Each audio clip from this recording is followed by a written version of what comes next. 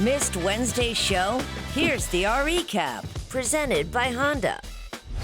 So many people, think that if you've left ESPN, it's not a good thing. ESPN, though, was never a place that was on my vision board. It was never really my dream to be a SportsCenter anchor. It was the worst job that I had at ESPN. What do you mean? Come on. People have to understand that when I stepped through the door at ESPN, it was in the commentary lane. There were all these conversations that were taking place in sports that I wanted to be a part of that I really couldn't in that role. And so it was never the perfect fit. There was a lot of creative differences in terms of what the show should be.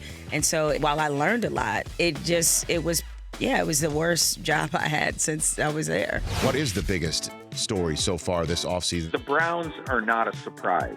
I think the Raiders, I have no idea what they're going to be.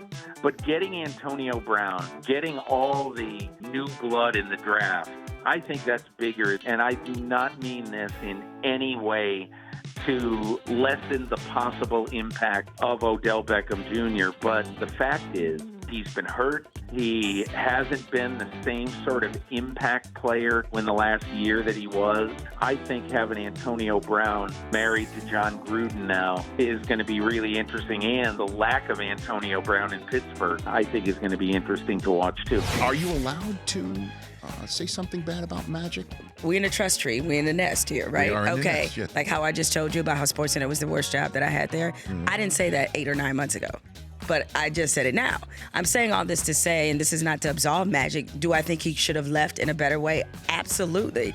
Especially if you have the relationship that you say that you have. When your nickname is Magic and you're known for being happy and smiling and always being the guy bringing folks together, if that makes it harder for you sometimes when there's conflict to tell people how you really feel, because to some degree you're worried about your persona. And that's not to call Magic fake or anything like that, but I'm not surprised that if it's a little bit more complicated for him in his position. I was first introduced to the magic of Donovan J. McNabb when you ran without shoes into the end zone in the big house and absolutely stuck it to my Wolverines. Yeah, I was about to say, how did you feel about that? I was pissed. The shoe just happened to fly off. I was the first to for my shoes to kind of come off or explode before Zion did it this past year. What do you think your numbers would be if you were able to play in today's game? It depends on who I'm playing with. Reed. So who do I have on the outside? T.O. Minus the drama? No, because that's the T.O. that you get. I've said that he was a first ballot Hall of Famer. Right. I've always stood up for him and said that it's the off the field stuff. On the football field, one of the best to ever do it. But it's just everything else that kind of goes with it. That's all. For more Rich Eisen Show, tune to Audience Channel 239 on DirecTV or download the Rich Eisen Show app.